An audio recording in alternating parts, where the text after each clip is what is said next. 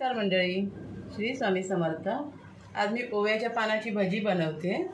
त्यासाठी मी ह्या चमच्याने 2 चमचे तांदळाचं पीठ घेतले आणि ह्या पेल्याने 1 पेला बेसन पीठ घेतले। आता आपण ह्याच्यामध्ये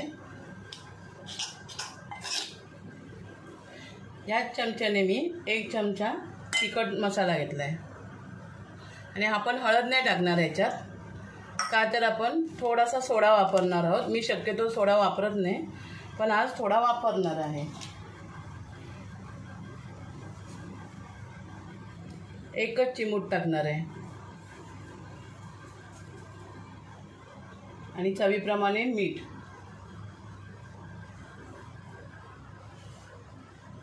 आज काय थोडी छोटी रेसिपी आहे ना, त्यामुळे मी सगळं काही सामान इथे मांडून नाही घेतलंय। थोडं मीठ टाकायचं आणि ही ओव्याची पानं आहेत। ह्याची भाजीसुद्धा छान होते। मी तुम्हाला एकदाच भाजीसुद्धा दाखवेन। आता पहिल्यांदा हे सगळं मिक्स करून घेऊया। जर हिरव्या मिरचीमध्ये जर केले ना तर त्याच्यातसुद्धा हळद नाही टाकायची।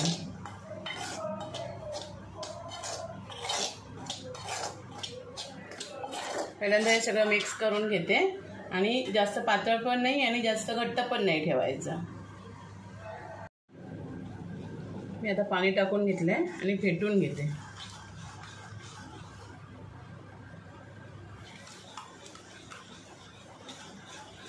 थोडं फेटून घ्यायचं म्हणजे चांगलं होतं मिश्रण। हे बघा, ह्या टाईपमध्ये पाहिजे, जास्त घट्ट नाही आणि जास्त पातळ नाही। आता मी तेल तापत ठेवते।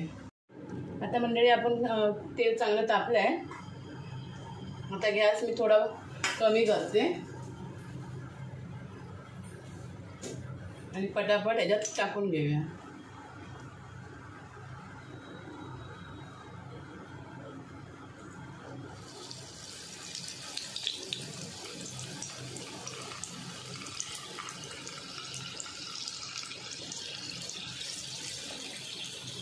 जेवढे राहतील ना तेवढेच टाकायची त्याच्यात।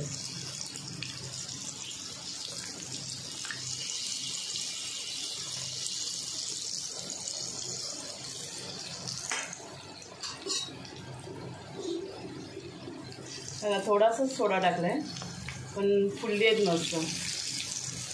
मी शक्यतो माझ्या कोणत्या पण व्हिडिओमध्ये बघा, शक्यतो मी सोडा कधीच नाही वापरत, पण आज भजीमध्ये टाकलाय मी।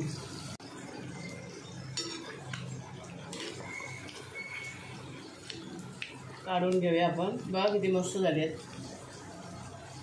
आणि अशी ही लाल मसाल्याची आहेत ना, तर हिरव्या मिरचीचं ना एकदम अशी पातळ म्हणजे ठेचा नाही बनवायचा। आता मी सगळी भजी ना अशीच करून घेते। बघा मंडळी, ओव्याची भजी तयार झाली आहे। व्हिडिओ तुम्हाला आवडला तर एक लाईक करा, शेअर करा आणि सबस्क्राईब करा। आणि ही एकदमच तेलकट अशी होत नाही, थोडीशी, कारण सोडा टाकलाय ना त्यामुळे थोडीशी किंचित तेलकट होतात। जर सोडा नसेल टाकायचा ना तर तुम्ही नाही टाकलात तरी चालेल। पण हे बघा कशी एकदम मस्त, एकदम अशी टमटमीत फुगली आहे। थँक्यू।